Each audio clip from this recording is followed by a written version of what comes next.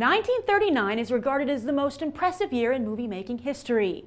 Gone with the Wind, The Wizard of Oz, Mr. Smith Goes to Washington, Stagecoach, Ninotchka, Love Affair, The Women, Dark Victory, and Goodbye Mr. Chips all hit the silver screen to the delight of critics and audiences everywhere.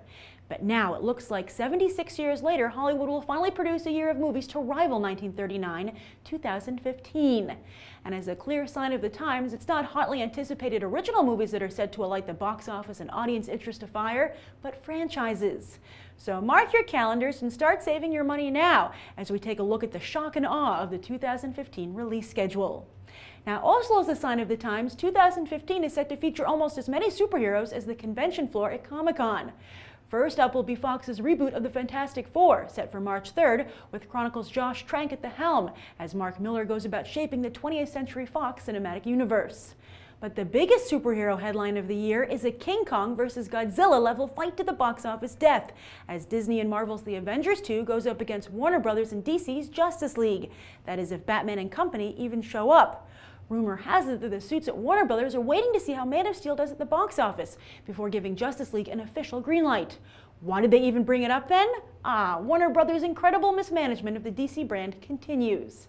But if Justice League does get the green light, perhaps Ben Affleck will reconsider being at the helm, as he just lost out on the Star Wars Episode 7 gig to J.J. Abrams. Speaking of Star Wars, Episode 7 has also been announced for 2015. Only as soon as he signed on, Abrams said the flick might not make it. Okay, so what is definitely coming out in 2015? Well, you can count on Marvel Studios to stick by their word. So count on The Avengers 2 to kick off the 2015 summer movie season on May 1st, and for Ant-Man to hit theaters by the end of that year.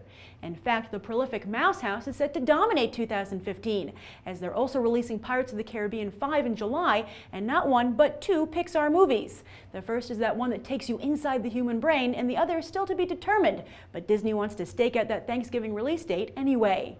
And 2015 will be a big year for family entertainment all around, with the Penguins of Madagascar getting their own movie, The Smurfs 3 and Hotel Transylvania 2 also hitting theaters.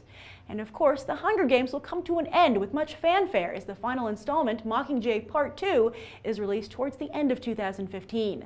So are there any new movies set for 2015? Actually, there are. The most exciting news is that the World of Warcraft movie is aiming for a 2015 release date, but also 20th Century Fox looks to be almost as busy as Disney with 3 new animated properties. First, they'll be bringing Charles Schultz's Peanuts to the big screen, as well as those crazy troll dolls with the voices of Jason Schwartzman and Chloe Moretz. And Seth Rogen will go to Ghost School for the animated Boo, Bureau of Otherworldly Operations. So how does 2015 sound to you? And what do you think it says about Hollywood and audiences when you compare it to 1939?